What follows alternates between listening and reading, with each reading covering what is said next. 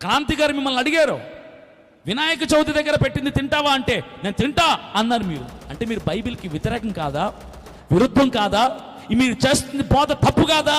కళ్ళు తెరుచుకోండి ఇప్పటికైనా. యజబేలు ఆత్మ కలిగినటువంటి విజయప్రసాద్ రెడ్డి గారు, మీ బోధ విధానాన్ని మార్చుకోండి. మీకు జ్ఞానం తక్కువైందని నేను చెప్పట్లా, బైబిల్ జ్ఞానం మీకు ఎక్కువైపోయింది.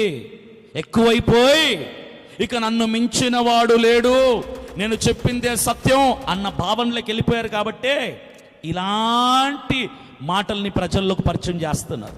ప్రసాదం తినటం ముమ్మాటికి 100కి 1,00,000 సార్లు తప్పది.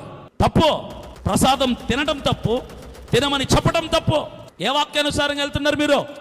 చూసారు అదే విషయం. అసలు హిందువుల ప్రసాదాలు, హిందూ దేవుళ్ళకి పెట్టిన ప్రసాదాలు తినటం 100కి 1,00,000 సార్లు తప్పు, పాపం అని చెప్పి వీడు బాగా బల్లగుద్ది